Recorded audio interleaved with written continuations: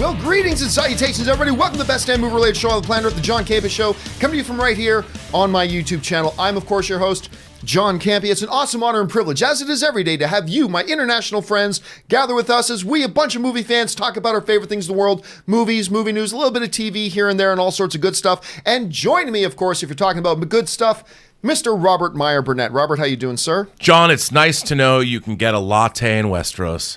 Yeah, you can indeed get a latte in Westeros. We'll cover that in a second. And also joining us, of course, is Ashley Whalen. Hey, good morning, you guys. Hope everyone had a nice weekend out there and saw Game of Thrones last night. And a lot of us saw Game of Thrones last night, and a lot of us probably saw something that we weren't supposed to see in Game of Thrones last night. Mainly, of course, so you guys might have seen this. It's trending all over the internet right now. During last night's Game of Thrones episode, there's this scene where they're all sitting in the Winterfell Hall and they're all celebrating. And Dany who is a jerk, Dany is sitting there kind of brooding. And what everybody on the internet started pointing out was, oh my God, there's a Starbucks coffee sitting in front of her. And sure enough, that's exactly what it was. Can you move the mic a little bit closer to you, Ash? There was indeed a Starbucks coffee sitting right in front of her. And a bunch of people were getting online and, writing things like they had 2 years to put this season together and they couldn't catch a Starbucks coffee sitting in front of her. Now, look, at the end of the day, guys, it's not a big deal. I mean, it's not a big deal. If I had to pick watching an episode where they shot the scenes far too dark that nobody could see what was going on, or they accidentally, and I guarantee you 90% of the people watching the show probably didn't even catch it. I'll take this, but it is kind of a funny thing. But Rob, how do you shoot on set and nobody sees that, and then you are sitting on this footage for 2 years and nobody catches that? All I can say is from an editorial standpoint, there have been times where we haven't caught things in movies because what you're looking for is performance. You're looking at Dany's face, you're looking at what she's conveying, and even in the edit bay, there are just things in the frame, strange as it may seem, that sometimes these kinds of things, I know it's hard to imagine, but they happen. But in this case, where was the script supervisor? Yes, that's the main. Where was the scripty? Job. What was she doing or he doing on the job? Did anyone not notice? I mean, you think the camera operators might notice? To get something this egregious in the frame, there's a lot of people that would have to have overlooked it, and it's crazy. Maybe they can take care of it in the home video release. But you have to admit, I think because it's got that brown paper wrap around it, it kind of blends into the shot a little bit, right? So that's why I think most people probably didn't even notice. Anyway, guys, not a big deal. We just thought we'd point that out because it's kind of funny. All right, before we get to our main topics, we have a couple other things to talk about here. One of the things is this. Many of you guys may have remembered that going into Avengers Endgame, it had been publicized that 13 Reasons Why and Love, Simon star Katherine Langford was going to appear in Avengers Endgame. And then so people went into the movie, they watched Avengers Endgame, and she never showed up. What happened to her? Well, the Russo brothers have now revealed what has happened to her. Now, what I'm about to talk about, and guys, I'm just going to let you know, the Endgame spoilers are pretty much done because of the Spider-Man Far From Home trailer. It's like the spoiler warnings are now off because of the Spider-Man Home trailer. We'll talk about that in a minute, but I am about to talk about some things that give some spoilers away to Avengers Endgame. But in Endgame, what the Russo brothers say they were going to use her for was she was going to play an older version of Tony's daughter. And that the original plan and what they shot was, just like in Infinity War when Thanos did his snap, he's taken to a midway station where he gets to see a baby version of Gamora and he has that conversation. What did it cost? Everything. He had that conversation with her. Apparently what the Russos were going to do was when Tony snaps, he goes to the same way station and he sees a future version of his daughter. And that's played by Langford, who basically tells him it's okay. It's all right. Like, I'm going to grow up and I'm going to be fine and everything's good and blah, blah, blah. And what the Russos then ultimately said was it felt, number one, a little bit repetitive, which they kind of did with Vormir. Is that the name of the plan where they get the Soul Stone, where they played the exact same musical score? And that was a little bit repetitive. They thought it's a little bit repetitive. And there's already so much going on. Do we really need to put that in? And they ultimately decided to take it out. Rob, you hear this, and number one, how does that scene sound to you? And then number two, do you agree with their reasoning, or do you think they should have left it in there? No, I do agree with their reasoning because I think the audience's first response would have been, wait, who's that? At a really emotional moment, she would have actually had to say, "I'm your daughter from the future," or something to that effect, and it would have added a whole new wrinkle to the scene. Like, wait, who is this person? They've been time traveling, and this is somebody we've never met before from the future. I think they were right to do it. I heard Marcus and McFeely, the screenwriters, talking about how at one point the Living Tribunal, right, who's a giant head, basically was going to be in this movie, and then because they realized the Living Tribunal could kill Thanos, and I'm just like, they thought about everything when they made this movie. I think what we got was pretty damn great, and I just don't think her part in the movie would have worked. No, it would have been an interesting callback to the first one, but I agree. I think it was a neat idea to shoot. But upon sitting down and then looking at it, it probably, number one, it wasn't necessary. It wasn't needed for the film. The film was already over 3 hours long. It would have been just another repetitive thing from Infinity War, and they had played that card once already. And while it's a neat idea, and I wonder if they might put it in some kind of an extended edition, I'm certain they'll put it in the bonus features. But I can totally agree and see why they would take that out. So I'm all for it that they took that scene out. All right. With that down and out of the way, let's get on to another off the top, and this one is pretty big. Ladies and gentlemen, a brand new trailer for Spider-Man Far From Home has now hit online this morning, and now we know why the Russo brothers said the other day that spoiler ban is now lifted on Monday. And it was funny because I had a bunch of people write to me say, John, you're allowed to talk about spoilers now because the Russo brothers said so. And I said, just because the Russo brothers don't respect my audience doesn't mean I shouldn't. And of course, I love the Russo brothers. But now we know why. Because a brand new trailer for Spider-Man Far From Home that basically gives away the big major spoiler of Endgame and shows us our first peek into the post-Endgame world was revealed. And of course, it kind of shows that Tony died. He sacrificed himself. It kind of gave all that kind of stuff away. So we get this new trailer comes in, Rob. You had a chance to watch this trailer this morning like the rest of us. What are your thoughts on this Spider-Man Far From Home trailer? I loved it. I thought it was really intriguing. It's really interesting that S.H.I.E.L.D. has a relationship with Mysterio, with Beck. I mean, who knows what's going to happen? Again, the trailer really intrigued me. A lot of really interesting information about it's in a post everybody the world it's after Endgame. Post-Endgame world. Post-Endgame world. And I think, everybody, the one thing people have been saying to me is, wait a minute, just why can't people understand when Spider-Man was snapped, when he comes back, for him only like a few days have passed. He's not aware. 5 minutes, he said. 5 minutes. Yeah, 5 minutes. And so the idea that people are like, is he 5 years older? No, he's the same age he was when he left. He was coming back from a field trip. If people remember, he left his school bus and he ended up on an alien world. So he comes back, he goes back to his high school. It's 5 years later. Half the people there didn't get snapped, so they don't even know who he is. And I think it's going to be really interesting and makes for a really interesting scenario for everybody. I guess all his friends also were snapped. But I can't wait. Ashley, you had a chance to watch this trailer for the first time this morning. What did you make of it? I loved it too. I just saw it, and I'm like such a fan of Tom Holland. I feel like he just plays Spider-Man so well. He's so good. He's so good. He's so endearing, and he's such like a great kid. I feel like a lot of times they didn't hit that as well as they do with him, and he's so watchable. Like I just kind of want to see any Spider-Man that he plays. I agree. But one of the finally, what this puts to rest. Because you would not believe, I've been having this debate with people right up until yesterday. And it has been ever since the first Spider-Man trailer dropped. John, Spider-Man Far From Home is a prequel to Endgame. And when he shows, it's a prequel also to Infinity War. Because when he shows up in Infinity War, he's coming back from a field trip. And that's the trip he's talking about. And we kept trying to tell him, no, it's not.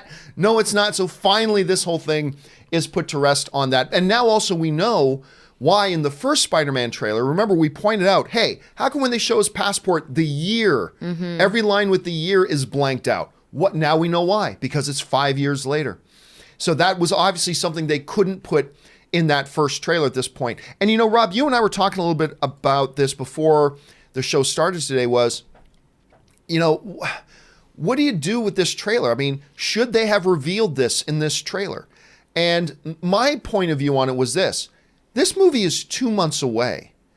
Like, understanding where Spider-Man is in relation to his world is important to understand going into the movie. Yep.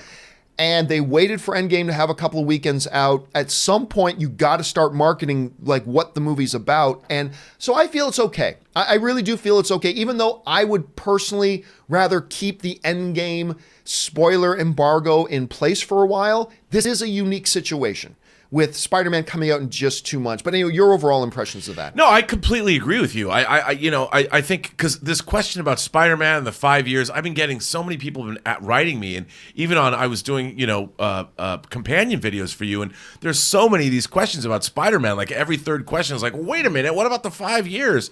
They put all that to rest, so no one's going to have these questions. And I think what's great is, in a way, it really is going to be a nice postscript to the Infinity Saga, because we see how the world is relating to it. We're going to deal with what happened to the world post everybody coming back. I like that they're touching on this, and again, it just shows how inclusive and thoughtful everybody at the Marvel Cinematic Universe, everybody at Marvel Studios is, and at Sony, for caressing these stories in together. Because I like the fact, looking at Happy and Peter talking about how they miss Tony. Yeah, that was a great scene. Even that was giving me the feels. I mean, it was good. I can't wait for this movie. And I want a Mysterio hot toy. That costume is dope. The costume is great. And here's the other key thing about this that really brought up to me. We've been talking about what can we expect performance-wise from a Spider-Man Far From Home. I have been guessing, I believe this movie can hit the $1 billion club. The last one got north of 800 million. Everybody loved it. Everybody loved Spider-Man in the two, Infinity movies that we've had so far, Avengers 3 and Avengers 4. But this seals it. Because unlike Ant-Man and the Wasp, which came out just a couple of months after Infinity War, Ant-Man and the Wasp had no connection to Infinity War. It was a prequel to Infinity War until the very end, when people got dusted. Then it caught up to the events of Infinity War. It, in its marketing, had no connection. There was no reference to any of the events in Infinity War. None of that was ever presented, and it still did pretty damn good. It did better than the first Ant-Man did. By doing this, they have blown the doors off, I think, what the box office potential of that movie is, because they are definitively saying, not only this is a standalone Spider-Man film, this is the true spiritual sequel, if you will, to Endgame. This is the next chapter. This is what happens immediately after Endgame. They're tying it in completely to the events of Endgame. Rob, to me, at this point, I mean, never say anything's guaranteed, I understand that, but at this point, to me, I feel 100% sure this movie's going to join the $1 billion club at this point. This is a brilliant strategic move by Sony on their part to tie it directly into that movie. And I think this thing's going to just be, I'm thinking 1.2, 1.3 billion at this point. I mean, a lot will depend on if the movie's any good, but like, do you see it the same way I do? Or do you think, no, John Hall's saying this is just a trailer, it's not going to change things that much? Oh, are you kidding? Everyone is mourning Tony Stark. And now to know the characters in the movie are feeling the way we feel in the real world about Tony, I think, of course, first of all, everyone loves Spider-Man. Yeah. But second of all, Endgame is a juggernaut like we've never seen before in terms of an entertainment. People are going to want more. They want more, and to know they're going to go in and they're going to get an extension of the Endgame story. I mean, hell, they could have released this as a 5-hour movie and I would have seen it. And I can't wait. I am more excited now after this trailer dropped than I've ever been for Spider-Man Far From Home. Yep. I had a few problems with Homecoming. People pilloried me on Collider Heroes because I didn't come out going, "Oh, I love this movie." But this movie looks really good to me, and I can't wait. And I'm going to be able to mourn with my favorite characters. Yep. And now we're going to, of course, the inevitable storyline that Mysterio is actually a Spider-Man villain from the other universe that he's from, and Spider-Man's going to find that out. And I mean, lots of different possible strings to play here.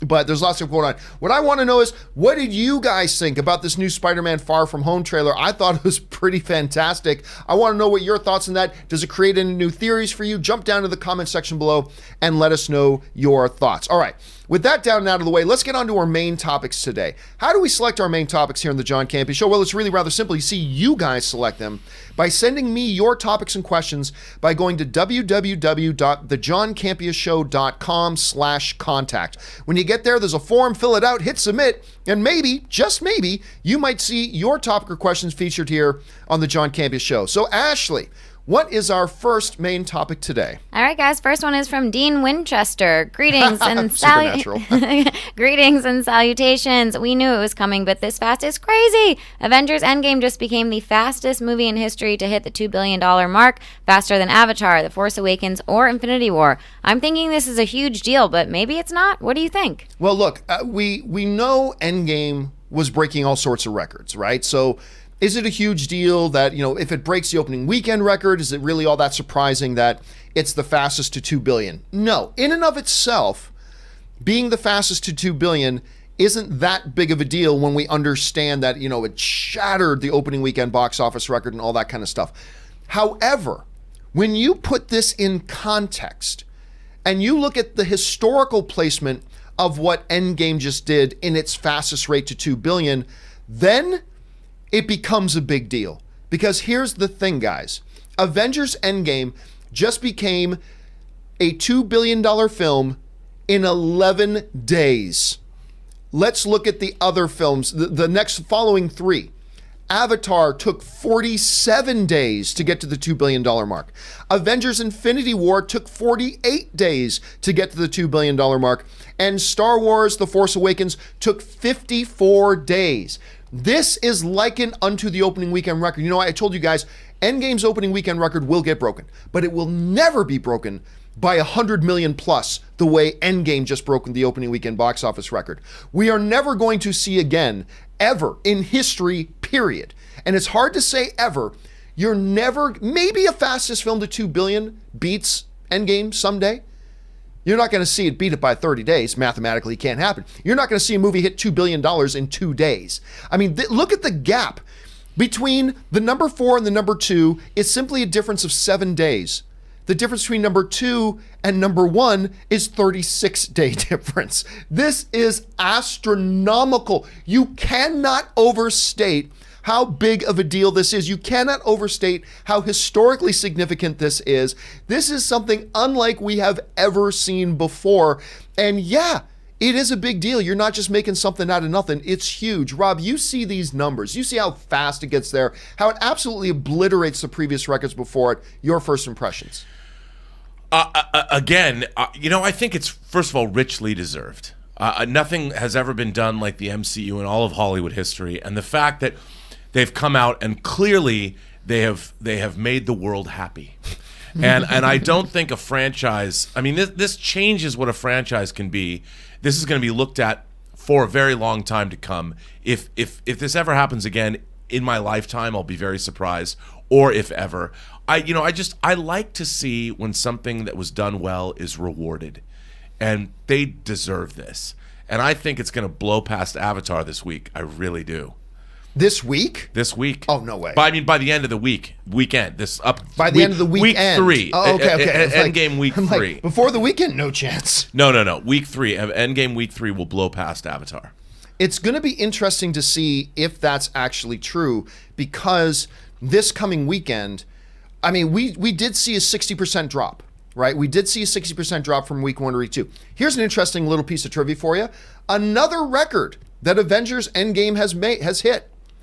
It represents the biggest monetary drop from week 1 to week 2 in box office history. Avengers Endgame made $212 million less on week 2 than it made on week 1. Now, of course, we say that tongue-in-cheek because that's obviously because the first weekend made $357 million. But if you want a fun little piece of trivia, there you go. Avengers Endgame, the biggest monetary drop in box office history from week 1 to week 2. Just remember to put that asterisk beside that. Now, this coming weekend, we're going to get to this in a little bit. We got Pikachu coming out, and we're going to talk about that in just a little bit. It still has $600 million to go to get to Avatar. Still has $600 million to go. That is more than 90% of movies ever make in their entire box office runs. And it's already done its first 2 weekends now. I still think it's going to do it. I think the odds are it's going to do it. I would put $10 that it's going to do it. But it's not I don't think it's a lock yet. I don't think it's a 100% lock yet. We'll find out a lot more after this weekend. But it is certainly impressive. It's certainly outrageous. And again, guys, when you put this in historical context, it didn't just break the record. It obliterated the record like nothing we have ever seen before. And I just hope that people appreciate the type of history that we're watching unfolding in front of our eyes. All right, with that down, let's move on to our next main topic today. Ashley, what is our next main topic today? All right, next is from Daniel Escandura. Hey, gang. So with Avengers Endgame dusting off the competition, I couldn't help but notice there was no sign of Hellboy. Then I went to search the movie on Box Office Mojo, and the movie was nowhere to be found. If that means the movie's theatrical run has come to an end, how much of a loss was the film at all? I don't know if you can put it strongly enough just how much of a flop Hellboy was and is. And it's gone. And it came and it went. They bumped their release date, which never gave anybody any confidence about the bump. And then they didn't market it right. And they put out an overall, at best, an okay movie. At best, an okay movie. David Harbour was a terrific Hellboy. No doubt. He played the role great. I loved him, actually, as the character. But the story was nonsensical. And I get it. It's about a demon boy with giant horns raised by humans to fight the supernatural. How realistic? No, it was still ridiculous. Even in that context, it was ridiculous. And it just flopped so hard. Let's put in context how badly it flopped. This is going to be one of the biggest flops of the year.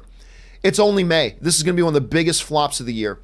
Had a production cost of $50 million, a marketing cost of $50 million for a total. Now, these are just ballpark numbers, but roughly a total cost of $100 million to get this movie made.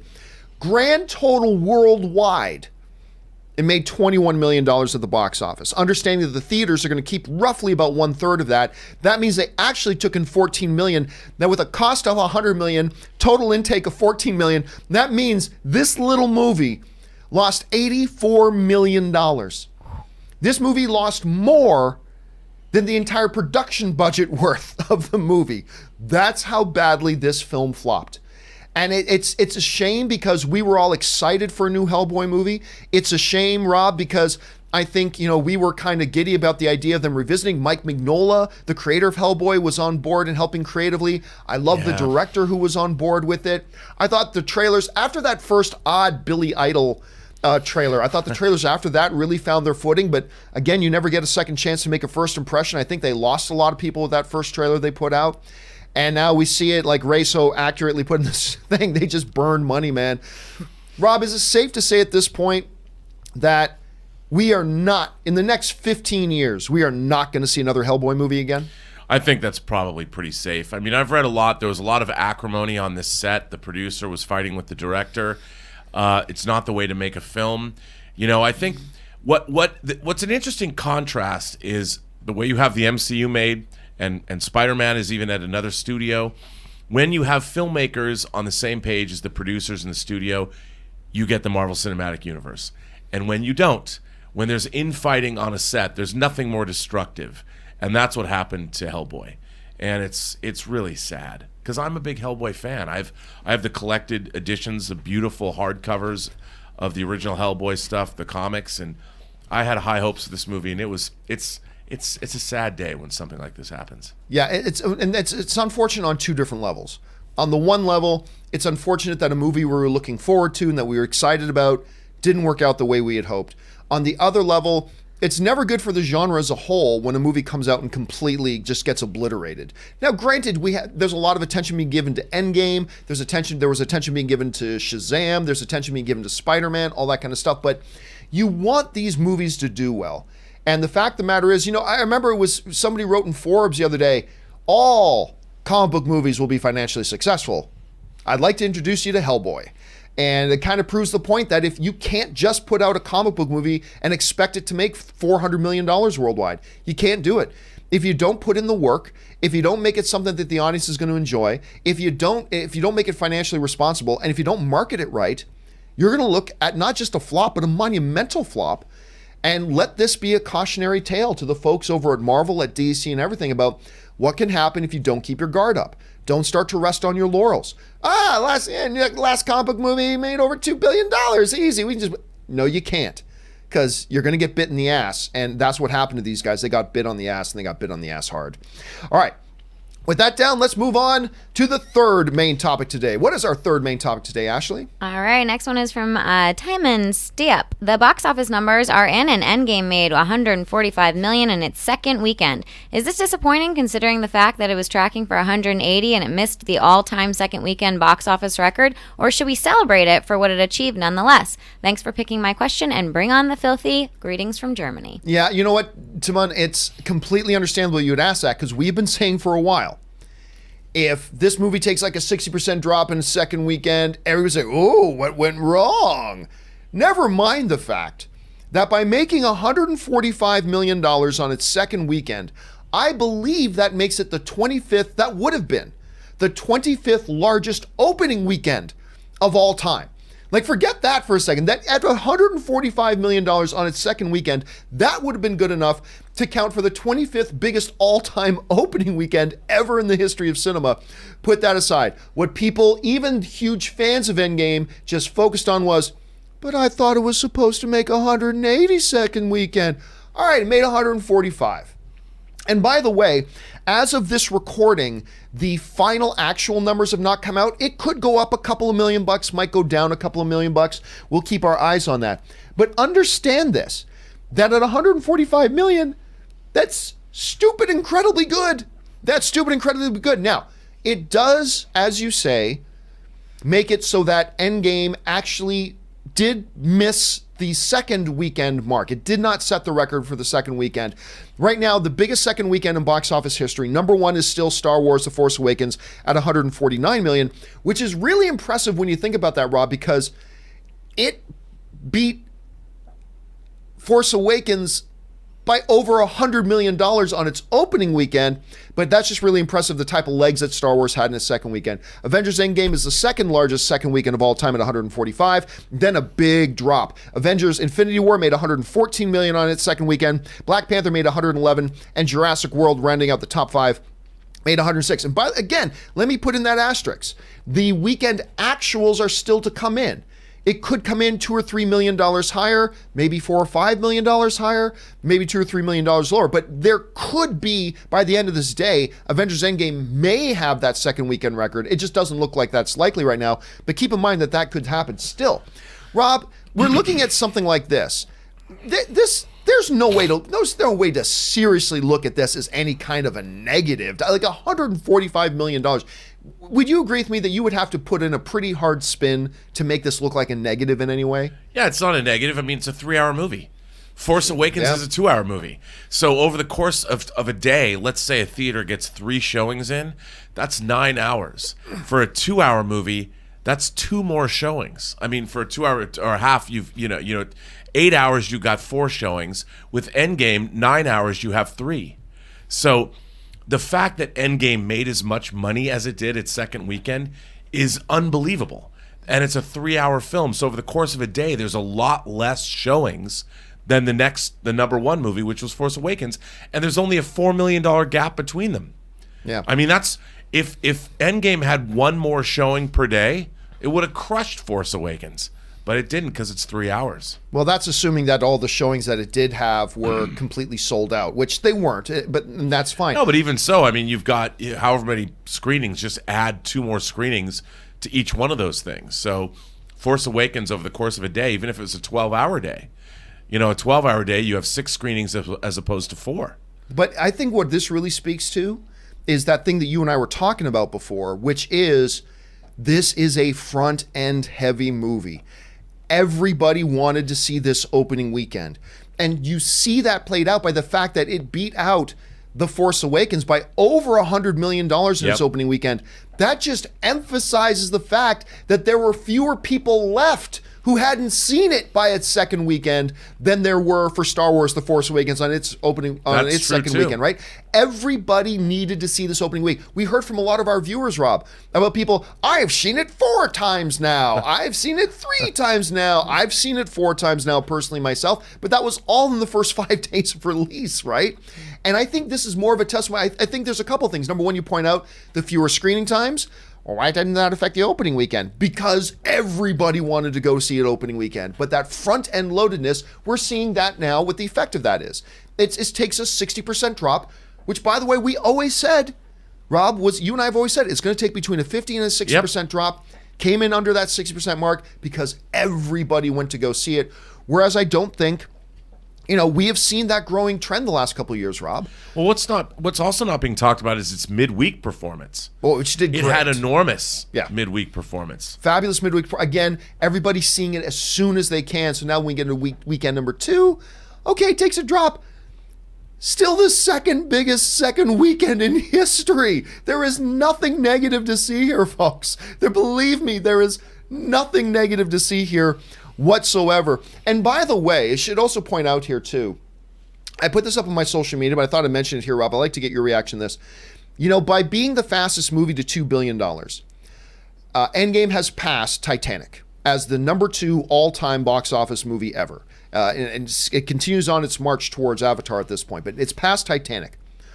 I think in the midst of celebrating that what Endgame has accomplished and accomplished so quickly, I think there's a point to be made here that we need to take a moment and proverbially tip our caps to Titanic. Wrap your heads around this, folks.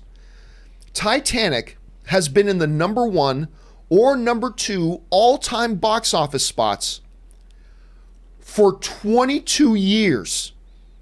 For nearly 22 years. Titanic has been, it was the number 1 for 12, it was the number 2 for almost 10. For nearly 22 years, Titanic has been either the number 1 or the number 2. When you're talking about the growing box office of movies every year, when you talk about whether you want to throw inflation in there or not, for 22 years, this movie has sat at the peak or the second step down and finally dethroned, and all it took was the culmination movie of an 11-year building, 21 previous movie franchise with dozens of superstars cast in it, and that's all it took to finally dethrone it out of the top 2 spots. So while we rightfully so sit here and celebrate and gawk and marvel at what it is Endgame has accomplished and is accomplishing at the box office, it's outstanding, we need to take a second, Rob, I think, and just tip the cap to Titanic, because honestly, 22 years in the top spot, never going to happen again. I'm telling you that right now. It will never happen again. Avengers Endgame will not be still in the top 2 spots 22 years from now. It's just never going to happen again. It's a crazy accomplishment. Anyway, when you think about what Titanic did, what are your first thoughts on that? Look, I'm a huge Titanic. I love Titanic. Yeah, it's really good. I've always loved Titanic. You're melancholy. I don't presume to know why. I mean, that line was uttered in the film. To this day, I'm like, James Cameron wrote that and said, yeah, I'm going to have him say that. And he did. I love Titanic. And that's what life is all about, moving forward. It's all about evolving. It's all about changing. And now Titanic goes to, number 3 of all time. It's not like it was kicked off the list. It didn't join a club that someone booted it out of. And for a movie like this to surpass this and Avatar, I don't think that James Cameron's like crying into his tea leaves or something now. I don't think so. He's crying into his bed full of cash and all this kind of stuff. And again, it'll probably be other Marvel or DC films that eventually, and probably another MCU movie that eventually unseats Endgame. I'm just saying, Titanic, man, 22 years in that spot, which is absolutely nuts, phenomenal. So tip of the cap to Titanic, and we'll have to probably do the same again once Avatar gets beat, and because it's spent 10 years in the number 1 spot. 10 years. It's hard for an opening weekend box office record to stay on it for 10 minutes. And now we've had like this for 10 years. It's an impressive run, which only highlights how impressive the run of Endgame really is, finally being able to topple these films. All right, with that down, let's move on to our 4th main topic today. Ashley, you got it? I got it. All right. Chris Mygard. Hi, John. Considering Endgame just surpassed Titanic's box office after just 2 weeks, it has proven to be a juggernaut, and there is only a little yellow mouse standing in its way. Does Detective Pikachu stand a chance against this mad titan? I really want Pikachu to be successful, but it looks like there is a good chance that Endgame can crush it. Am I totally off here? Well, here's the funny thing. When you look back exactly at a couple of weeks ago, we were talking about this very specific thing, Rob. Like, how long will Endgame be number 1 at the box office? How long will it be? And at the time, I said, I think there's a real good chance Detective Pikachu will be number one at the box office on its opening weekend. But I was assuming that Endgame would probably make around the $280 million opening weekend range. It ended up being $357 million. So I was then expecting $180 million second weekend, which then brings us to the Pikachu weekend. And I thought, well, if it's 180 second weekend, it'll probably end up being around 90-ish on its third weekend. Can Pikachu beat 90 million to be number one? And I wasn't sure about that anymore. However, the landscape has changed. Avengers Endgame didn't come in at $180 million on that second weekend. It came in at 145, which, if we're going to say a normal second week to third week drop off as any other film, probably somewhere between a 45 to 55% drop from weekend 2 to weekend 3. Not to mention, there's a lot of people very excited about Pikachu on top of that. And you could get some of the audience that maybe would have gone to see Endgame again that weekend might instead go to see Pikachu. Now we're looking at an Endgame that roughly could be coming in around 75 million on its third weekend. And I'm going to go back to the original prediction. I think Pikachu can beat 75 million. I don't know that it will. There's some people saying it's going to come in a little lower than that. There are some people saying it's going to come in higher. But I think there's a decent chance that Pikachu, with all the enthusiasm, the popularity of the brand, all that kind of stuff, I think there's a decent shot here that Detective Pikachu actually ends up being the number one film at the box office next weekend over Endgame. Rob, we've seen a bigger drop on the second weekend than we were anticipating. Now, what do you think about Pikachu versus Endgame on weekend 3? Who comes out on top in that? Well, the word on the street for Pikachu is not as good as I thought it was going to be. Yeah, me neither. And I've been sort of surprised. Actually, I was even surprised by some of the reviews. I think Endgame's still going to take weekend 3. I think. So you think Pikachu makes under 75, something like that? I do. I think Pikachu will open strong, but not as strong as I would have thought, say, a week ago. What about the whole notion that, if the whole theory about how front-end loaded Endgame has been, is there a possibility here that we could see Endgame take bigger than the normal 45 to 55% drop from weekend 2 to weekend 3, and maybe it gets like a 55 to 65% drop? Like, could that come into play here, or do you think it's going to hold pretty steady in that 45 to 55% I think range? it's going to hold steady. I mean, just from the feedback we keep getting from people, I think people are going to go again and again, and the people that saw it the second week are going to want to see it again. I mean, from my experience, there was a girl I grew up with her. I went to kindergarten, junior high, high school. She's the most non-Marvel person ever. She wanted to go see Endgame. She wanted to dip her feet into it. She watched Iron Man. I told her what she should watch. She's a complete Marvel convert. She's going through the entire film cycle now. She can't wait to get to Endgame. I think there's a lot of people. There's discovery happening, John, and I think that we're going to see I think we're going to see a hold. I think week 3 is going to have a surprising hold with Endgame. I could be wrong, but I think we're going to see a slim drop off, actually. Really? Yeah. Despite that whole front end loaded thing. You think okay. It all depends on that drop off. I think Pikachu's got a chance. Now, as of right now, Detective Pikachu has a 70% on Rotten Tomatoes, which means the vast majority of them are liking it. I was expecting a little bit higher, but it's looking pretty good. I'm going to go see it tonight, as a matter of fact, and I will let you guys know what I think about it. But what do you guys think? What's going to be the number one? We're not what movie's better. That's not the question. What do you think, honestly, now that you're looking at all the numbers, do you guys think will be the number one film at the box office next weekend? Will it be Endgame? Will it be Detective Pikachu? Will it be Hellboy making a big resurgence? Who knows? Let us know what you guys think. All right, let's now move on to the final main topic today. Ashley, what is our final main topic today?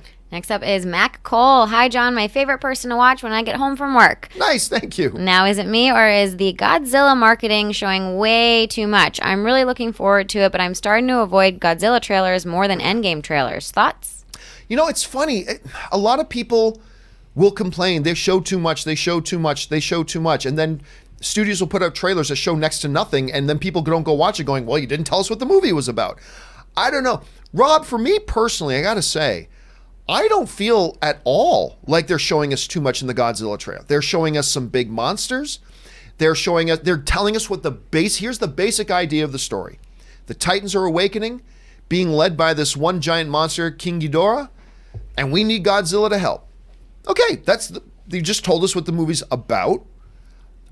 I gotta tell you, I don't see it myself. I don't think they've been showing too much. As a matter of fact, I've got a feeling we haven't even seen 1/10 of the best stuff in this movie yet. So personally, I don't think they showed us too much yet. What about you? I know you're really looking forward to this movie. I can't wait to see this movie. I'm so excited. No, I think they're doing what they do with a lot of these bigger budget, action adventure movies. They pick like 5 minutes and they keep drawing. I mean, these are 2-minute trailers, and we're getting scenes from the same footage. Yeah. It's just remixed. So I don't think they're showing us. We've seen probably 6 minutes of the film, if that, of a 2-hour movie. That's hardly anything at all, and just shots. We still don't know the context. I can't wait. As far as I'm concerned, show me 10 minutes of the movie.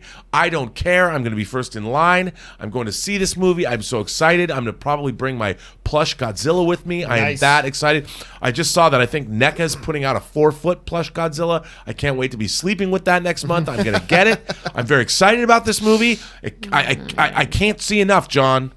Here's the funny thing too.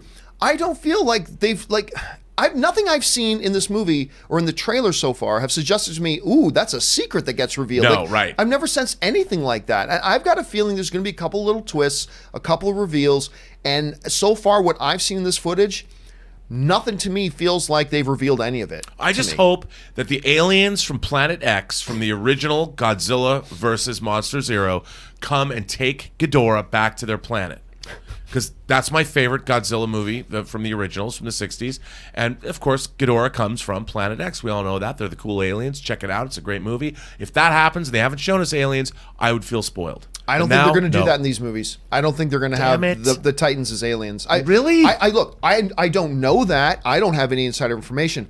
I just have a feeling they're saying these are just ancient creatures of Earth who have been sleeping and whatever. Now they've arisen to retake the Earth. I don't know. I could be wrong. You don't think there's an alien Deus Ex Machina at the end of this movie where they come down with the cool black sunglasses and those rad flying saucers and take Ghidorah home? I don't. Damn. I don't think so. But you could be right. I mean, look, I just said they haven't shown us any of the secrets or twists of this movie. That could be the big secret or twist near the end. That these are the alien creatures that have been deposited here X number of thousands of years ago. By the way, I'm just making that up. I don't want people to think that I'm just trying to have fun as an old Godzilla fan, old school. Godzilla versus Monster Zero. That's actually what happens. These aliens borrow Godzilla and Rodan to fight Ghidorah on their home planet, but they're lying. Spoiler alert. How to serve humans. Yes, that's a little bit of a twist. All right. With that down and out of the way, guys, we're now going to move on to some live questions. But listen, before we get to those live questions, there's a lot of other stuff going on in the world of entertainment news that we don't necessarily have time to address as main topics. But I want to make sure you guys are all caught up to date with what's going on. So our own fact checker Jonathan presents to you today's installment of the Movie News Feed. Check it out. First up, Endgame, The Battle of Winterfell, and Cobra Kai Season 2 finale No Mercy were among the top battle royales so far this year. Apparently, the fans and YouTube agree, as it's being reported Cobra Kai Season 3 has been picked up by the streaming service. From JoeBlow.com, when Cobra Kai bowed onto YouTube in 2018, the martial arts drama garnered 55 million views for its debut episode and ranked 6th among the most Googled search TV shows for that year. Before performing like gangbusters and giving Karate Kid fans a sequel worth watching, many scoffed at the show's seemingly family-friendly vibe. However, after the show made its way onto the internet video platform, it became a fast favorite across several age groups, satisfying fans of the franchise both young and old. Ralph Macchio reprises his role as Danny LaRusso, William Zabka is back as Johnny Lawrence, and Martin Kove returns as Sensei John Kreese. Cobra Kai Season 3 returns to YouTube next year. Next up, although it is expected that Johnny Depp will continue on in his role as Gellert Grindelwald in Fantastic Beasts 3, the actor has yet to officially sign on to appear in the next 3 installments of the franchise. According to an anonymous source, so take this with a grain of salt, close to Johnny Depp, the actor has not been approached by the studio yet to exercise the option in his contract for Fantastic Beasts 3. Depp does have a contract through the 5-film franchise, but, like the rest of the stars, his option for each movie is handled separately by Warner Brothers. Johnny Depp's legal issues, specifically the ugly back-and-forth abuse allegations with ex-wife Amber Heard, could also be affecting this deal. The website, The Blast, was told a few Warner Brothers execs were pushing for Depp to be fired from Fantastic Beasts, but many of the heavy hitters have maintained full support. One of those heavy hitters is said to be J.K. Rowling herself, and the Harry Potter author also made it clear before The Crimes of Grindelwald came out that she was fully supportive of Johnny Depp. Fantastic Beasts 3 was originally set to begin production this summer, with a hoped-for but not official release date of November 2020. Production was initially pushed back to late fall 2019. Actor Dan Fogler, who plays Jacob Kowalski in the film, said filming was delayed because the third movie is bigger than the first two combined. The gigantic movie needed more time to prep, and they didn't want to rush anything. Filming was pushed back to start in spring of 2020, with the film getting an official release date of November 2021. Next up, ahead of this December's Star Wars Episode 9, The Rise of Skywalker, Lucasfilm has announced the studio is releasing a series of novels and comics entitled Journey to the Rise of Skywalker, according to the franchise's official website. From ComingSoon.net, Michael Siglain, Lucasfilm's creative director of publishing, said the following: "The Journey to Star Wars The Rise of Skywalker publishing program is our biggest and boldest film tie-in program yet. We've got exceptionally talented authors, artists, and publishers creating content for fans of all ages. While these titles will include some hints and Easter eggs for the new film, the majority of these titles will feature all new stories set following the events of Star Wars The Last Jedi. Our Journey to books and comics will star Rey, Finn, Poe, Rose, and of course, Leia, Chewie, the droids, and the First Order." A couple highlights include the novel Resistance Reborn, which finds Poe Dameron, General Leia Organa, Rey, and Finn struggling to rebuild the Resistance after their defeat at the hands of the First Order, as well as the comic book series Allegiance. On the run since the destruction of Starkiller Base, General Leia and the remaining handful of Resistance have barely managed to survive, much less strike back against the superior forces of the First Order. Running low on options, Leia decides to reach out to her former allies, the Mon Calamari, whose shipyards once powered the Rebel Alliance. Star Wars The Rise of Skywalker hits theaters December 20th. Next up, just days before Stranger Things creators, the Duffer Brothers, were set to face a trial on claims of plagiarism for the origins of the Netflix series The Whole Thing Has Ended. From Deadline, plaintiff Charles Kessler has withdrawn his wide-ranging damages suit against Matt and Ross Duffer. In a statement Sunday, Kessler said the following: "After hearing the deposition testimony this week of the legal expert I hired, it is now apparent to me that, whatever I may have believed in the past, my work had nothing to do with the creation of Stranger Things. Documents from 2010 and 2013 prove that the Duffers independently created their show. As a result, I have withdrawn my claim and I will be making no further comment on this matter." The expected 5-day trial was supposed to begin on May 7th in LA Superior Court. As Deadline reported last week, right before the Duffer Brothers were to go on trial for allegedly scooping ideas for Stranger Things from the filmmaker, lawyers from both sides met in court to limit the scope of what the jury will and will not be able to see and hear. When all was said and done, the plaintiff's attorney started to stand down on certain issues. This included comparing Kessler's script and the Stranger Things pilot. All of this came to the surface after the plaintiff's lawyer's own expert saw documents in his deposition where he admitted he undermined his conviction that the Duffers didn't create the Netflix series. The third season of Stranger Things is set to debut on Netflix on July 4th. Next up, back in April, HBO canceled one of its Game of Thrones spin-off concepts, with Game of Thrones writer Brian Cogman saying that the network decided to go a different way with the future of its Game of Thrones series. From AV News, the main spin-off is already moving forward from Kingsman and X-Men Days of Future Past writer Jane Goldman and star Naomi Watts. In a recent blog post, J.R.R. Martin, the author, mentioned that 3 Game of Thrones spin-offs are still moving forward nicely. One of them is Goldman's, a series he wanted to call The Long Night, but can't now because that was the name of a recent episode. But the other 2 are still in the script stage and are edging closer. As for what they'll be about, Martin can't or won't say. We will have to wait to hear from HBO for an official synopsis. And finally, after being put on the shelf by Amazon, Woody Allen's A Rainy Day in New York is set to be released in Italy in the fall via distributor Lucky Red. From Variety, following Amazon's decision to halt the film's release and cut ties with Allen, the romantic comedy starring Timothée Chalamet, Elle Fanning, Selena Gomez, and Jude Law is now being sold by Glenn Basner's Film Nation Entertainment. Not much is known about the plot of A Rainy Day in New York, except that it's an ensemble rom-com involving 2 young people who arrive in New York for the weekend, and that it may include a narrative strand in which an older man, played by Law, has a relationship with a younger woman, played by Fanning, who was 19 during production. The film was completed in 2018. The Allen film has become toxic in the US because of the renewed attention to the sexual molestation allegations leveled at Allen by his daughter Dylan Farrow. Allen denies the allegations. And that will do it for today's installment of the Movie News Feed.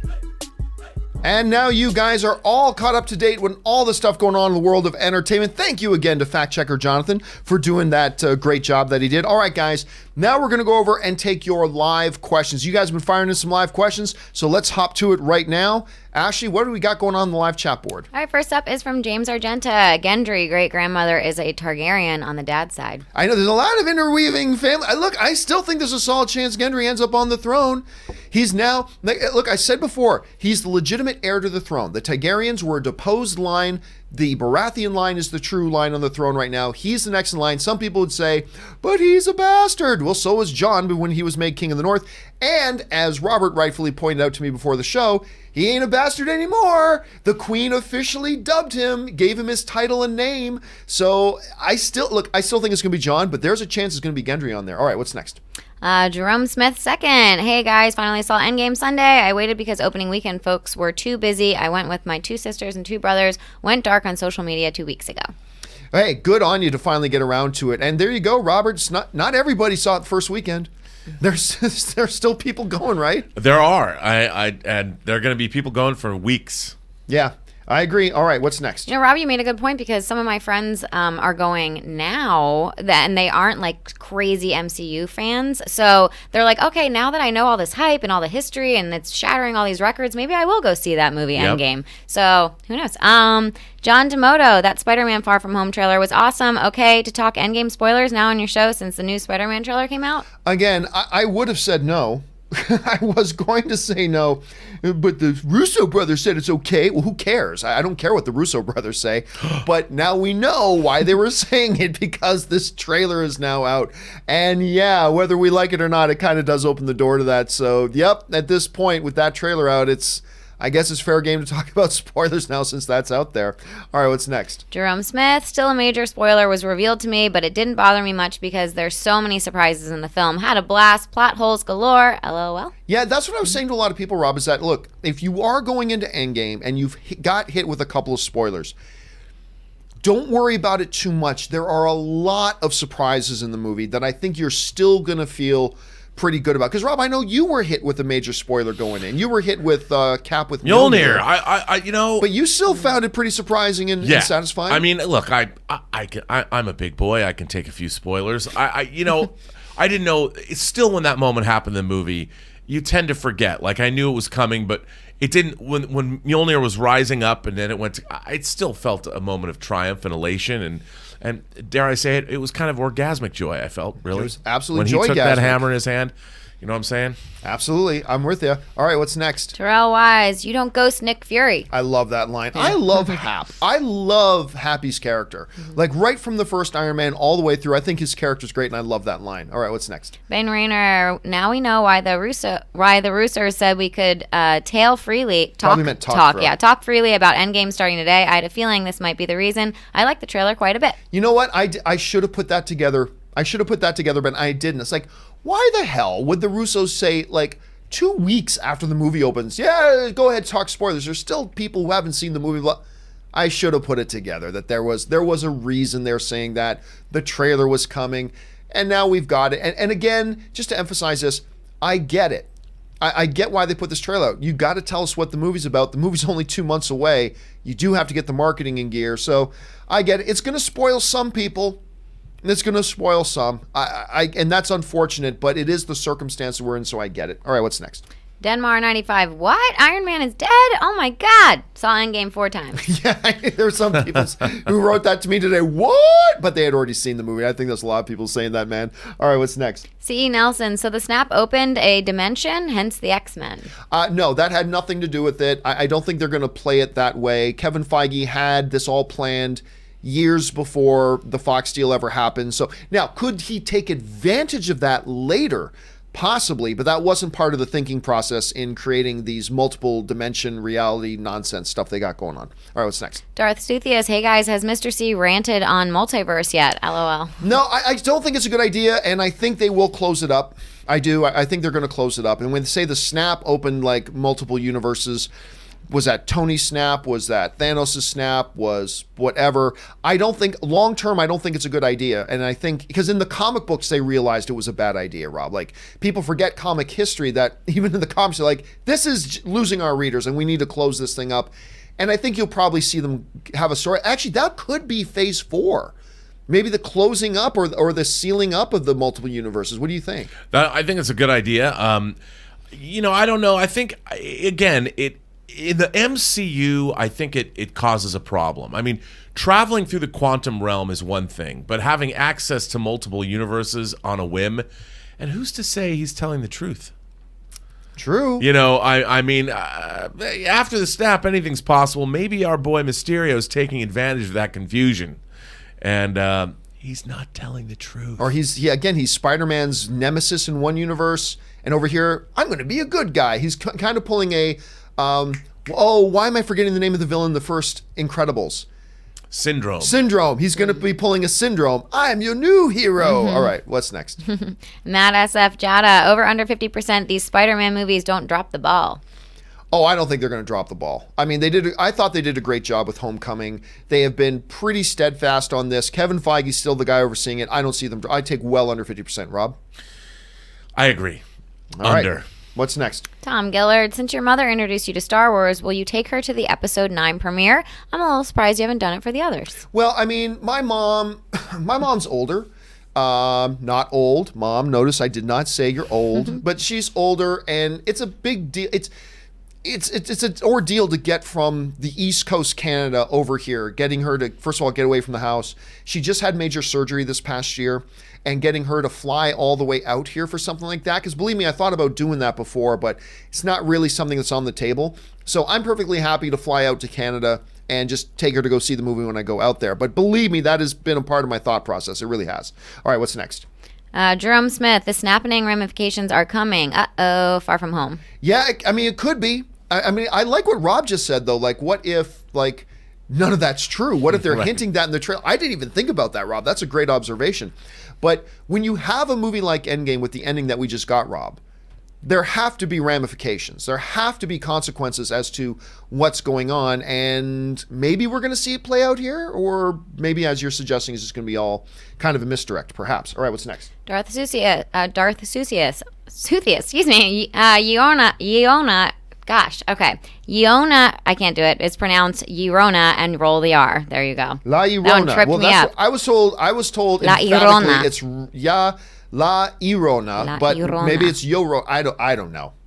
I've been told so many different things. It's crazy. I've lost count. All right, what's next? Dim Sum 05 GC. It'll be hard for Endgame to make its money because everyone has sent it. Also, GE or GC. We can't talk about Endgame spoilers because not everyone has seen it. LOL JK. It'll be hard for Endgame to make money because everybody has seen it? I don't know. I don't understand what that means or what he's talking about. Make more money? And yes, of course, regardless of what the Russo brothers said, no, I was going to keep the no spoiler rule in place until they dropped a trailer. And then it's like, well, then all bets are going out the window at that point.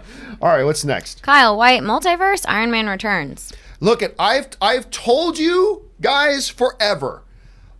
I don't think Captain America's going to die. I don't think Iron Man's going to die. But if any of them do, and there's a bigger chance in Endgame than in any other movie before, if they do, they'll be back. I am telling you right now, at some point, some way, by hook or by crook, by some convoluted cop-out excuse of a way, we're going to see him back. He will be back at some point. I don't know if it's going to be in 3 years, in 5 years, whatever. But you're going to see him back. Captain America's still around. He's just old. Well, I know, but we're not talking about Tony specifically. Oh, he's dead. So we're going to see Chris Evans back. We're going to see Robert Downey Jr. back at some point. We're going to see him back. Because guess what? Gamora was dead too, and she's here. And Loki was dead, and did she get redusted by Tony? He'd never met her. No, she split at the end, and that's going to be part of the story of Guardians of the Galaxy 3. That's why at the end, when Star-Lord was looking at the screen, he was searching. It was literally said searching for Nebula because she split after the battle. So look, he'll be back. You mark my words. Give it 5-6 years. He'll be back. He'll absolutely be back. And maybe it'll be multiverse, or maybe it'll be some other convoluted cop-out of a reality multiple universe stream thing. One way or the other. They're going to come up with a reason to bring him back. You mark my words. All right, what's next? Dirk Walker, over under 30% the movies that beat Endgame's opening weekend and worldwide records will be in the MCU. I'll take over 30. I wouldn't take 100. I wouldn't take 90. But listen, these movies are steamrolling, man. These movies, we're about to get a Spider-Man movie that will break the $1 billion club. All right? I think it's going to happen. I really do. And I believe over 30% will be an MCU movie. Not a guarantee. There's a good shot that it's going to be, I would give even a higher percentage shot that it's going to be a movie like Titanic or like Avatar, a standalone, isolated movie that comes out of nowhere to just capture the pop cultural consciousness in a way that's never been done before. We've seen it happen, could be again, but I feel pretty good taking over the 30. Rob, what about you? I'll take over 30. How about this one? So we've already got Captain Marvel and Endgame that have made, Endgame's made $2 billion, Captain Marvel's made $1 billion. That means for all three movies, the average for 3 films is $1 billion each. What's the third film? Well, Spider-Man Far From Home doesn't even have to come out yet. It's Marvel's it's made. Already averaging $1 billion. The MCU movies, they've released 3 movies. They're going to release 3 movies this year, and each one, on the average, will have grossed $1 billion. This is unprecedented. Without Spider-Man even opening yet. This is insane. That's great. This kind of money is insanity. All right, that's a great observation. I love that. What's next? Darth Southius, from Chrysalie to Clark, Mova, Natasha, and Sinead. Ashley is indeed amongst the best when it comes to hosting for Movie Talk, John Campea Show. She is pretty good, isn't she? Even though I just butchered your last question, but thank you very much. All right, what's next? Alir, favorite Sherlock, RDJ, or Benedict? I still haven't watched the Benedict Sherlock Holmes, so I have to by default say RDJ. Rob? I really like Benedict Cumberbatch and Sherlock, but they're very different. So different. And if you've got to pick one over the other, it's a hard thing. I mean, the great thing is we have both. We have both. Ashley, have you seen the Benedict ones? I did, yeah. I mean, I'm such a fan of his. He's amazing. But yeah, he's more like heady and very different portrayal. Yeah, and they're just so different. I love both of their takes on it. So. All right, what's next? Tiberius Funk. I binged Game of Thrones in 4 days, and I am now all caught up. Wow. 4 days? That's like 70 hours of viewing in 4 days. Good on you. Tip of the hat, sir. Tip of the hat. Glad you were able to get caught up. All right, what's next? Tom Gillard, one thing that would make this trailer better, Korg. We're in France. Want some butter? I mean, he is on Earth. He is on Earth. He's Meek, and him and Meek are there, and all that kind of stuff. By the way, can I throw in one little thing here? Since the Avengers Endgame spoiler now embargo seems to be lifted because Spider-Man trailer's out. You know, Rob, one of the things we were talking about was last week's episode of Game of Thrones. A bunch of people were complaining not enough major characters died in the Battle of Winterfell, right? And I'm like, what are you talking about? And I listed off like these 10 significant characters. Some have been around since season 1. Like all these characters that died and blah, blah, blah. But you'll watch Endgame. You know how many major deaths there are in Endgame? -1. John, what do you mean -1? Only in that entire big war battle, no heroes died, except for Tony at the end. But in the process of the movie, 2 that were dead are now back. So Gamora and Loki are back. So we are -1 deaths. But that's fine. Now, personally, I have no problem with that with Endgame. I thought it was great. But I just laugh a little bit when I hear people say, not enough people died in that Battle of Winterfell. Tons of people died. And yet you have no problem that nobody died in Endgame. That's kind of like when people are upset if Batman kills somebody who's trying to kill him, but Tony just snaps his finger, commits mass genocide, and everybody's okay with it. But anyway, just my thought. Just my thought on that. I feel like people's expectations are different, though, about the 2 shows. It's like, true. You know, you're going in. Absolutely. You're getting, you see Red Wedding for Game of Thrones, and then you're like, you're kind of so shocked that main characters will just be killed off that, the MCU people aren't watching it for that as much, I feel like. Yeah, but R.I.P. Jorah the Explorer. Yes. Okay, what's next? Willow Yang. I'm disappointed there isn't more Iron Spider in the trailer. Do you think that they're saving the best parts as a surprise for the movie? Boy, this again just really highlighted how much I hate Iron Spider. It's so ridiculous. It's it's stupid. He is not Iron Man Jr. He's Spider-Man. And I hate the fact that, first of all, I should say I love the fact that he leaves that stupid outfit at home and he's in a totally different outfit in Europe. He's got a traditional Spider-Man outfit plus the all black kind of covert Spider-Man outfit. He's not Iron Man. He's not Iron Man Jr. It just screams to me that, oh, Spider-Man's not cool enough for the kids. You got to make him Iron Man. Give him an Iron Man outfit and just paint a spider on it and call him Spider-Man. I hate it. I still love the character, even if he's wearing that stupid outfit. You'd love my Iron Spider hot toy, John. You know what? I probably would. I probably awesome. would. It probably is awesome. It does look great, though, I got to say. All right, what's next? Just Plain Steve, Tony in Homecoming, and now we've got that the Iron Spider suit, Happy Fury, and Maria Hill in this movie. I just want to see Spider-Man only movie. Well, I mean, but I've often brought this up. What does that mean, a Spider-Man only movie? So Spider-Man in a black room by himself talking to the camera for 2 hours? That's what a Spider-Man only movie is. If MJ's there, then it's not a Spider-Man only movie. If Ned is there, then it's not a Spider-Man only movie. If there are police there, then it's not a Spider-Man. And it just so happens that some of the characters are characters that we also know from other things. But I mean, there's really no such thing. Rob, when you're thinking about it in terms like that, does the fact that Happy is there or that Nick Fury shows up and plays a role, does that take away for you the notion that this is truly a Spider-Man movie? No, because remember, they're sharing Spider-Man with Sony. Yeah. And by making these MCU heavy movies, by having Happy and Maria Hill and by having Nick Fury, everyone knows, oh, no. These are MCU movies. If Sony was only making these films, we wouldn't have any connection to the MCU. It's true, yeah. And so Marvel is planting their flag, saying, yeah, you can have Spider-Man. You might own Spider-Man, but he really belongs to the MCU. Well, don't forget, Sony has to approve those characters but appearing they're in the happy. movie. But they're happy to do it. I agree. They love it. Sony wants us to see these as MCU films. That's how they want us to see it. That's how Marvel wants us to see it. And I think it's fine. My concern going into Homecoming, looking at the trailers, was that it's actually Iron Man 4 with special guest Spider-Man. That was my concern. Then I saw the movie, and it's like, oh, okay, no, Iron Man plays a minor supporting role, perfectly good. But the trailers kind of made it look like it was Iron Man 4. So I have no doubt whatsoever they're not going to have any problem keeping Spider-Man Far From Home a Spider-Man movie.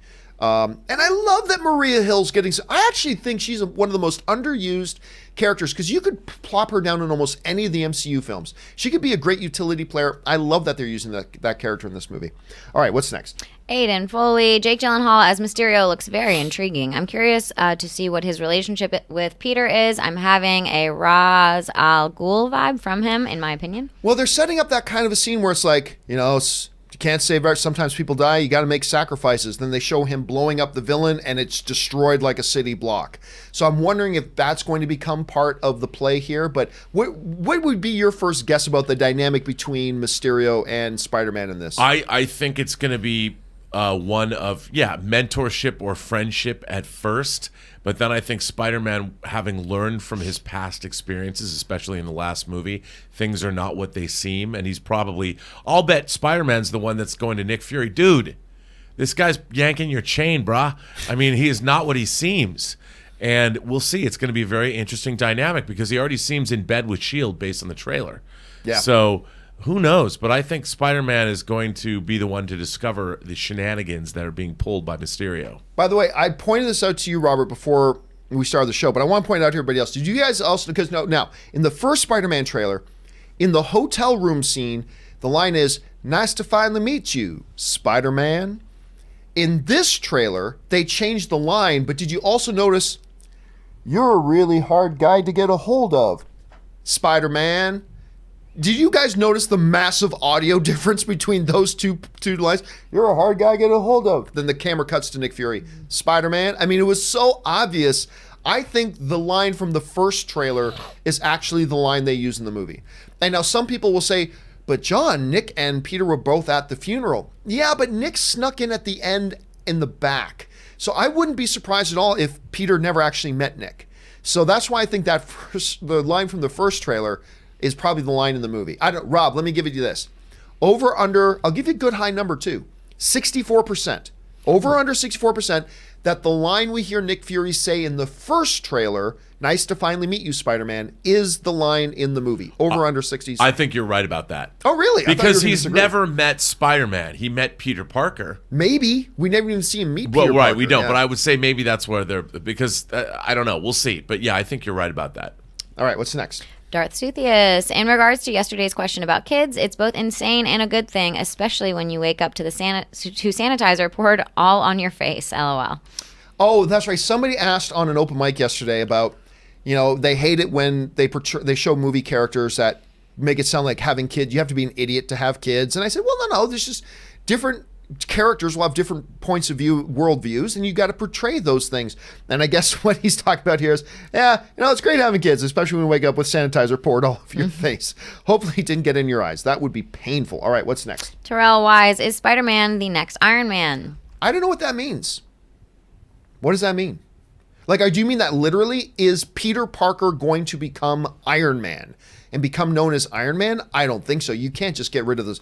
The Spider-Man character is actually a more popular character than Iron Man is, so I don't see how you do that. If you mean figuratively, I don't know what that means. Rob, right. How would you answer that? Yeah, I think the Iron Spider suit, once it's damaged, who's going to fix it? Spider-Man's going to go back to his old suit, his old ways. Didn't you know, Rob? It's magic nanotechnology. It'll all just fix itself every day and make him ice cream sundaes. Anyway. All right, what's next? Murray Wright, multiverse. What is this, the CW now? And I'm theorizing that's how they'll shoehorn the X-Men. Otherwise, trailer was great and a lot to take in. Again, I'm not thrilled with the idea of multiverse, but let's give them the benefit of the doubt to see how they're going to play it out. Maybe it'll make total sense and maybe it'll work great and all that kind of stuff. And I wouldn't get too far ahead of it right now. And again, I'm not so sure. Look, they did not plan this with X-Men in mind. They did not plan this whole Endgame was planned years ago, long before the Fox deal. So this had nothing to do with the X-Men. That doesn't mean they can't use this later. But since Kevin Feige said we're years away from getting anything with X-Men or Fantastic Four, that may not be a part of it either. So we'll have to see. It'll be interesting to see which way they approach it. Because this X-Men problem is a big problem to handle, Rob. How do you bring in a race of mutants that have never been mentioned before that does present a narrative problem? It's going to be interesting to see how they address it. All right, what's next? Patrick Conway, I think the multiverse is illusion from Mysterio. What illusion? Well, I think what he's saying is this guy's saying is that Mysterio makes it look like he's from a multiverse by using his powers, and it turns out, but that just goes along. The guy is a shyster, the guy is a lying. He's not up to any good.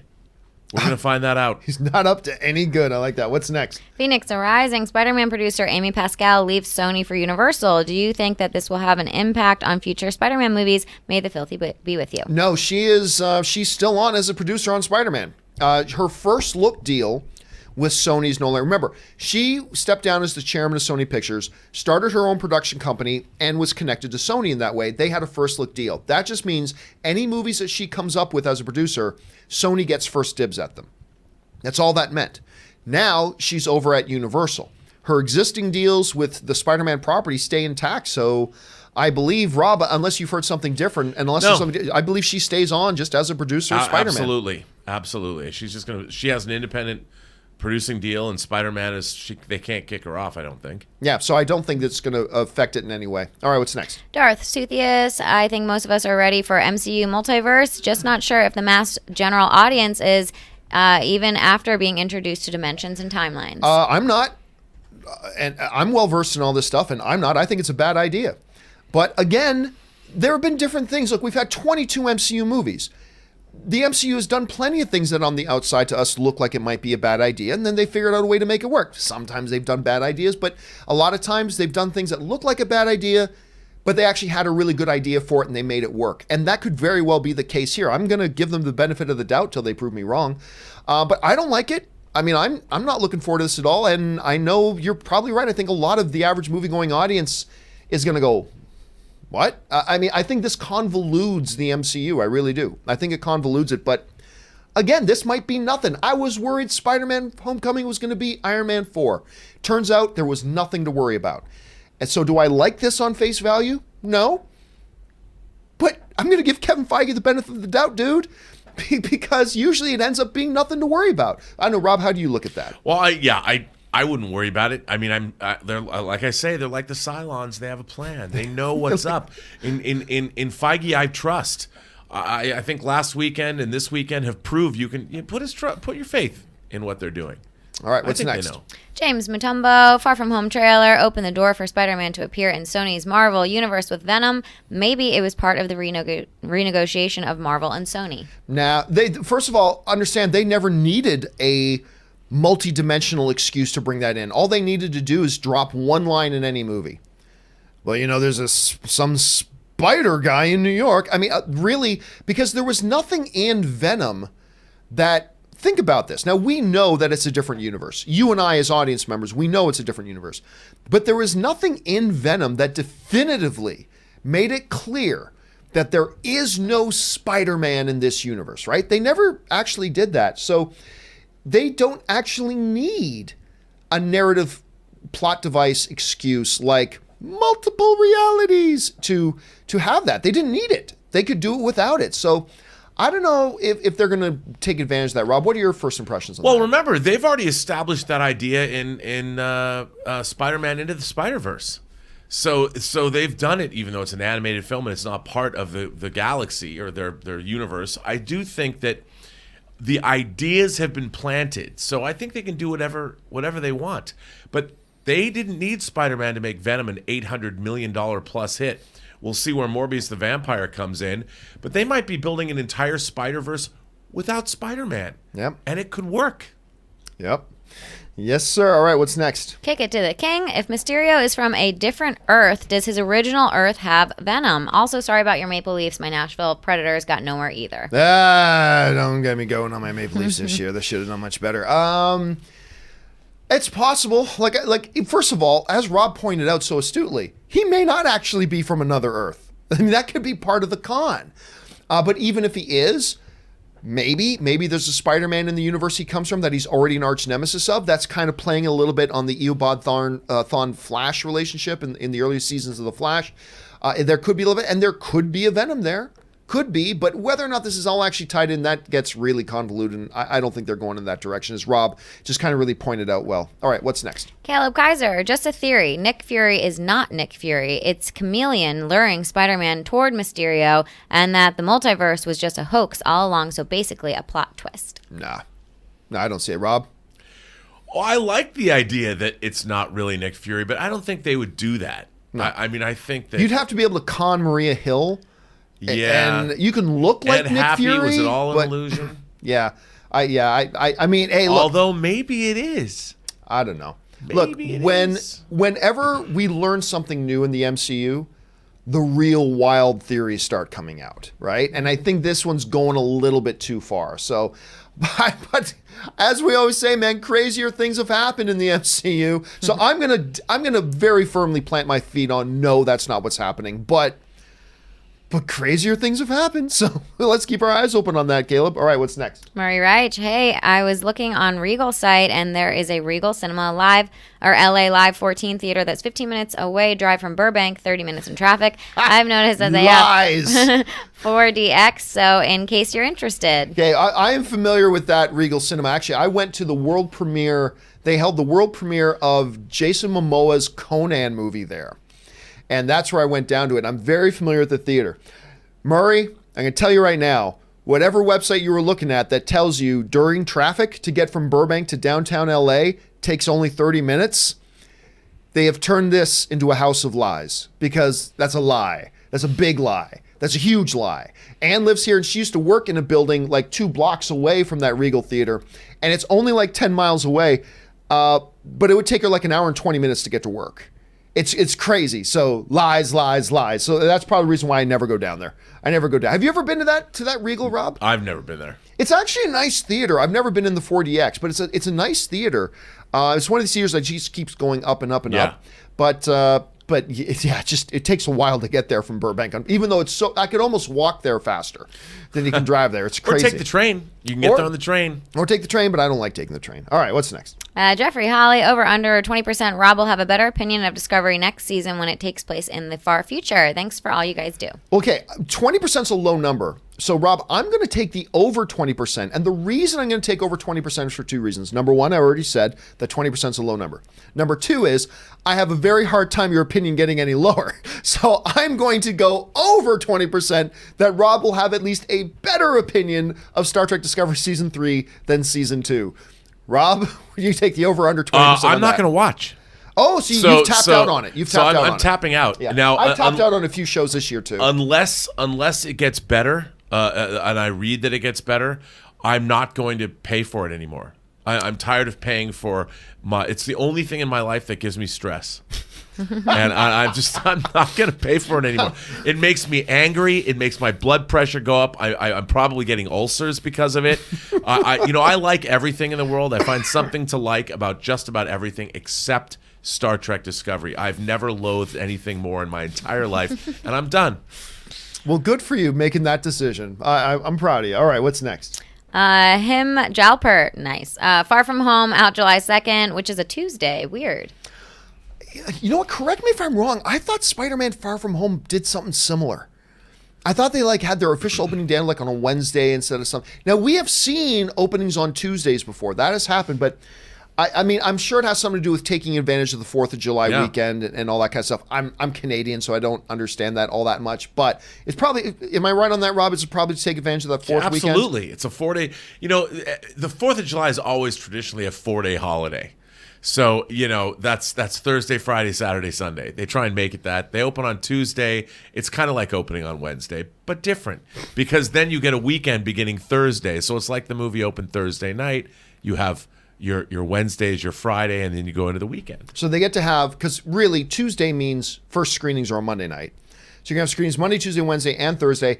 And then you still get the full push of an opening weekend and already had 4 days. Well, that could be a really smart move. Yeah. Probably a really smart move on Sony's part. It'll probably make $1 billion by that Monday. All right, what's next? Jack Dries, I have passes to an advanced screening of The Hustle this Wednesday. Just curious, if I selected 2 passes, do I have to bring a second person, or would I be just as fine going in alone? Yeah, you might have a hard time finding anybody to go with you to a screening of The Hustle. The way I would look at it is this. I would take 2 because if honestly, listen, from just a courtesy point of view, you pick 2 passes. That means there's 1 less seat available for other people who may have wanted it. For you to go by yourself now is kind of discourteous. It would probably behoove you to take somebody with you, or to get in touch with the company and let them know, I only need the 1. There's another available ticket for you.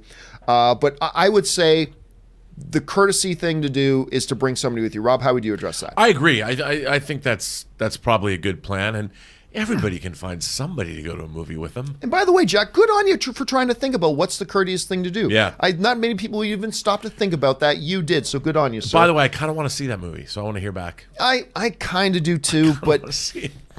I mean, it is a remake of one of my top 5 all-time favorite comedies ever, Dirty Rotten Scoundrels.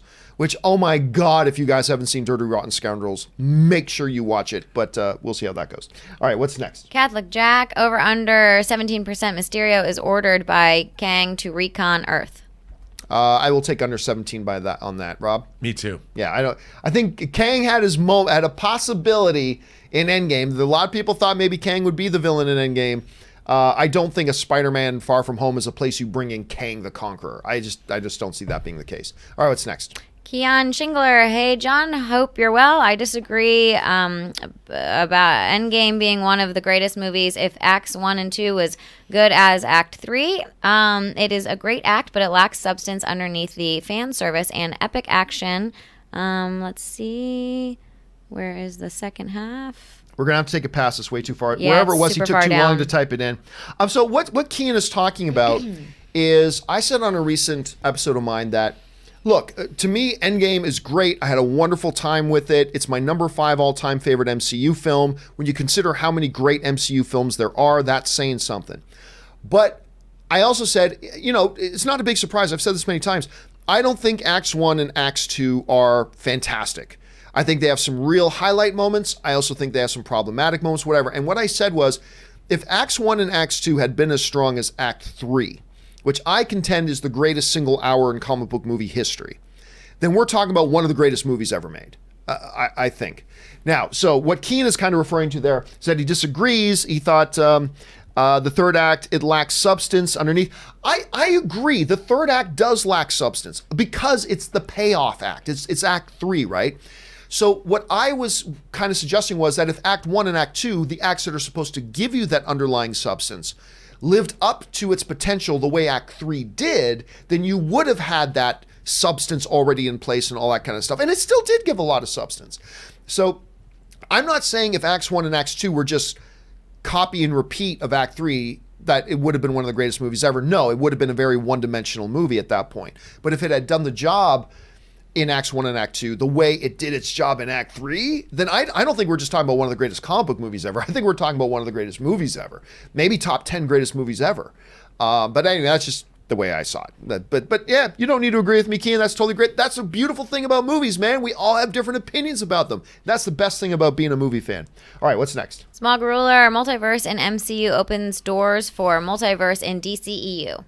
No, just absolutely not. JLA versus Avengers, dude. Come on. Make it happen. That's a great 5-minute YouTube video that is not a good motion picture.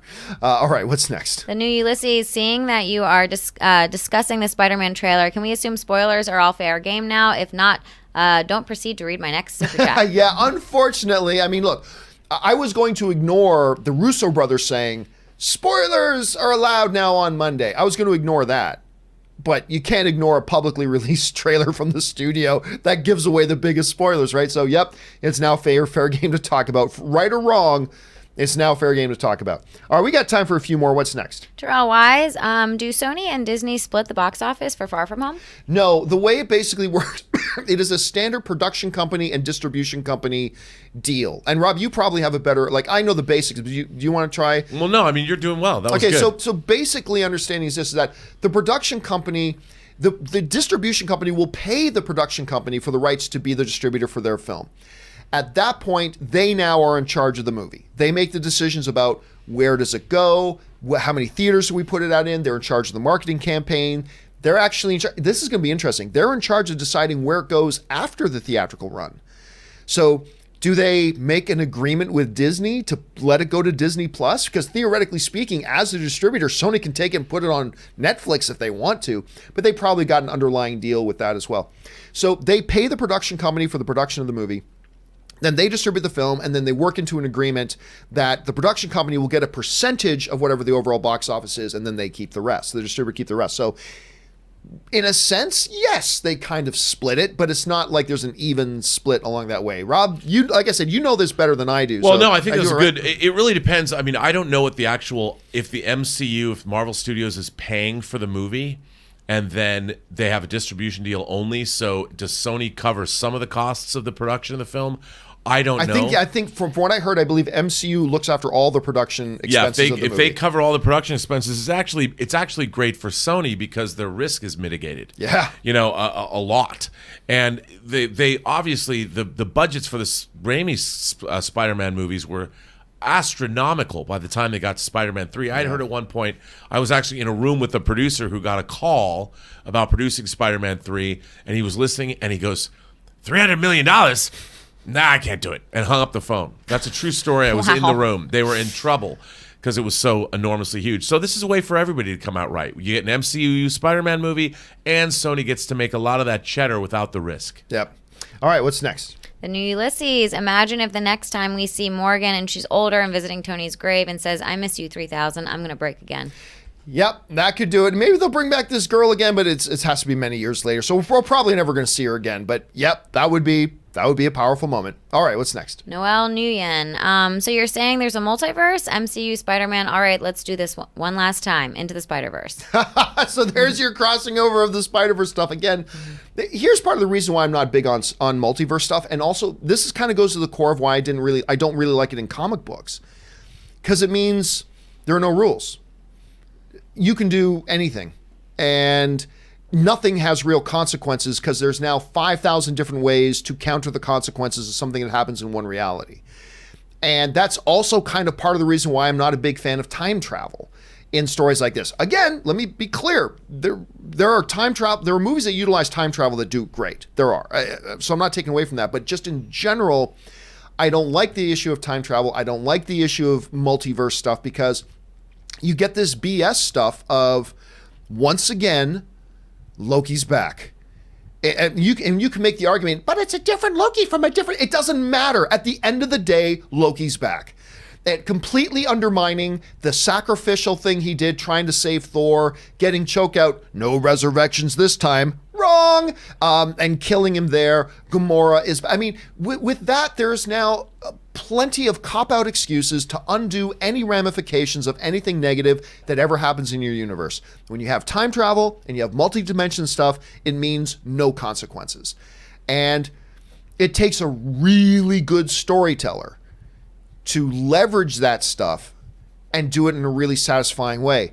Star Trek... Voyage Home does it. Back to the Future does it. But it's rare. Primer was a pretty good example of it, but even that had problems.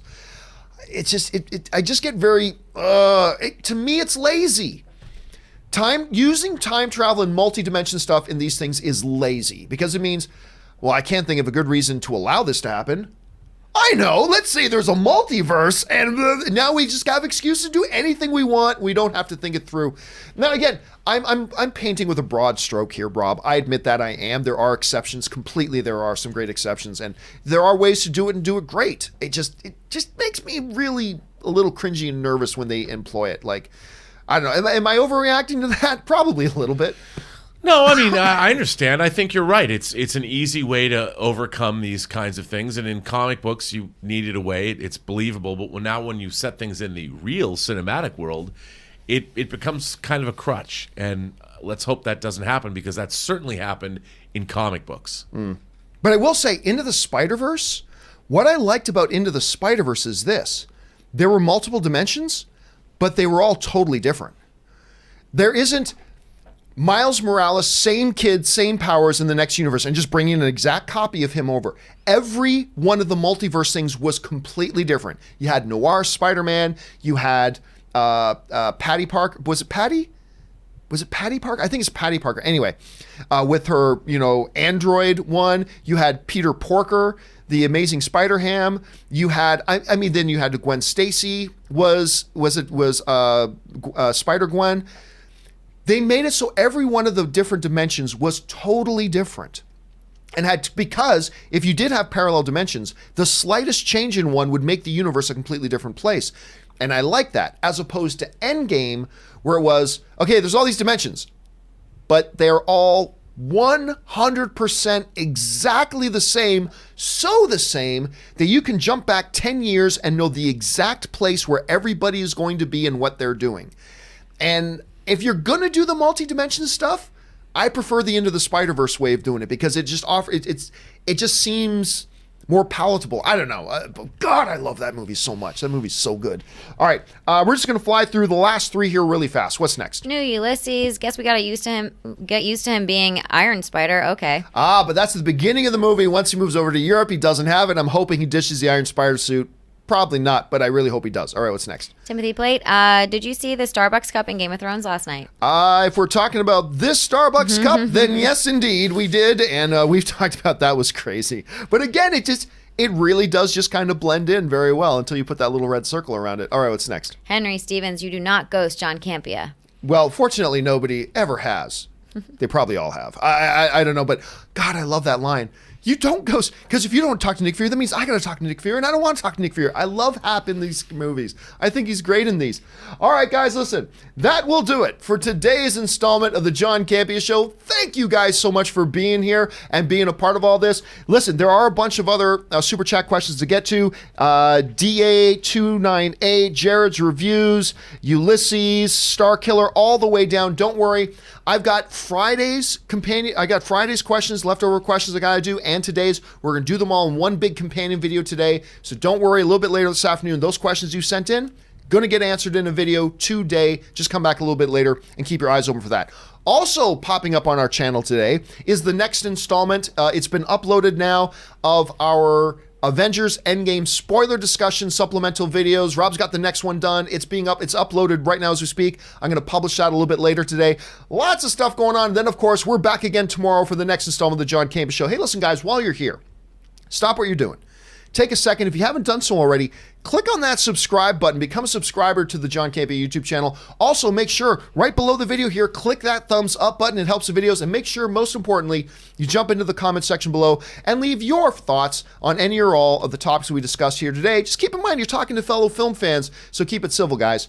All right, guys, that will do it for me for now. I want to thank the people joining me here, Mr. Robert Meyer Burnett. Robert, where can people find you online? Well, as always, you can find me on Twitter at BurnettRM, find me on Instagram at RMBurnett, or find me on my own YouTube page, The Burnettwork, and its adjacent website, theburnettwork.net. And of course, Ashley Whalen is here. Ashley, where can people find you? You guys can find me on my Twitter at AshAttack1, or my Instagram is my name, Ashley Whalen, 2 Y's in Ashley. And of course, you guys can just follow me at John Campea. That'll do it for us, guys. Thanks so much for being here. My name's John Campea, and until our next show, bye-bye.